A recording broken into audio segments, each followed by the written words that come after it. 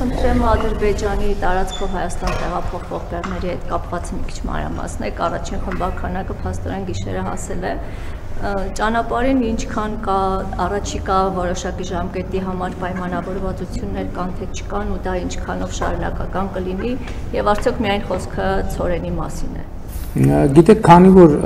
իրավիճակը անսպասելի եւ դինամիկ զարգացումներ են ունենում, ամեն օր բան է փոխվում, որտեղ ի սկզբանե նախատեսված էր, որ Ղազախստանից պետք է գա առաջին գնացքը, ընկալումն այն էր, բայց դրանից հետո պարզվեց, որ Ադրբեջանը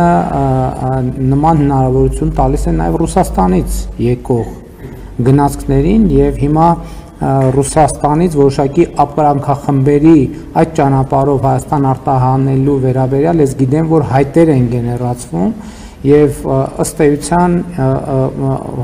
ստացվում է, որ հոսքերը սկսում են վերադասավորվել եւ Ադրբեջանով Հայաստան հասնելու համար եւ մինչդեռ Ղազախստանի ի սկզբանե նախատեսված շարժակազմը դեռ տեղ չի հասել, այսինքն մինչեւ հիմնական առիթ հանդիսացած շարժակազմը տեղ հասնի, դրանից առաջ ենթադրում եմ, որ գուցե թե էլի շարժակազմներ լինել, նկատի ունեմ իրավիճակը անդադ փոխվում է, որովհետև նորանոր հայտեր են առաջանում, հիմա պետք է նաև գործնականում պարզվի, թե արդյոք հակառակ ուղղությամբ էլ ապրանքներ ինչպես են հոսելու, այսինքն Հայաստանից, Վրաստանով, Ադրբեջանով դեպի Ռուսաստան կամ Ղազախստան կամ այլ երկրներ եւ համոզված եմ,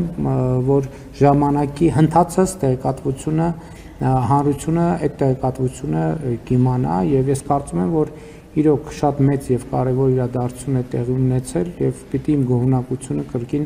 արտահայտեմ դրա վերաբերյալ եւս մեկ անգամ արտահայտեմ մեր պատրաստակամությունը Մարգարակորնիձոր եւ հակառակ երթուղով ապահովել թուրքական եւ ադրբեջանական բեռնատարների անցումը Թուրքիայից Ադրբեջան եւ Ադրբեջանից Թուրքիա